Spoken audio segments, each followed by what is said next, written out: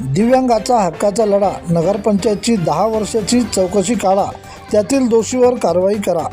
मालेगाव जिल्हाधिकारी कार्यालयात दिव्यांग शासनाच्या दारी या अभियानाअंतर्गत विदर्भ दिव्यांग मजबूत पुरुष व महिला एकता संस्थेचे निवेदन 5% दिव्यांग निधी, 50% घरपट्टी सवलत, घरकुल व्यवसायासाठी जागा व मालेगाव नगरपंचायतने गेली 10 वर्षापासून या सर्व सवलती नाकारल्या असल्याने विदर्भ दिव्यांग मजबूर पुरुष व महिला एकता संस्था यांच्या वतीने जिल्हाधिकारी यांना दिलेल्या निवेदनात ह्या झालेल्या भ्रष्टाचाराच्या आरोपाची सखोल चौकशी करून दोषीवर त्वरित कारवाईची केली मागणी।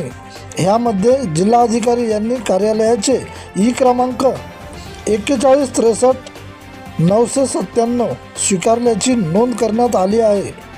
10 वर्षापासून निधी स्थिर मालेगाव शहरात 330 दिव्यांगाची अधिकृत नोंद, 2014 ते 2026 दिव्यांग निधी 22 लाख स्थिर, नगरपंचायतने कर अनेक पट्टीने वाढविला, दिव्यांगासाठी 5% वाढविला नाही, केवळ 140 लाभार्थ्यांनाच लाभ, बाकी सर्व लाभार्थी वंचित, 50% घरपट्टी नाकारली, यातील भ्रष्टाचार व गैरव्यवहाराची उच्चस्तरीय चौकशी करण्यात यावी, यातील दोषी अधिकारी कर्मचाऱ्यावर निलंबनाची कारवाई तत्काळ करावी।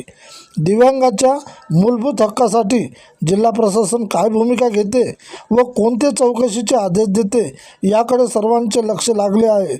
यावेळी उपस्थित निवेदनकर्ते समाजसेवक विनोद रोकडे, सतीश सावरकर, ललित त्रिवेदी, अनिल पंडितकर, विलास पखाले, सय्यद युनुस, कयूम खान, अक्षय बांगरे, पांडुरंग बळी, विनोद घुगे, संतोष कुटे, प्रतिनिधी विठ्ठल भागवत।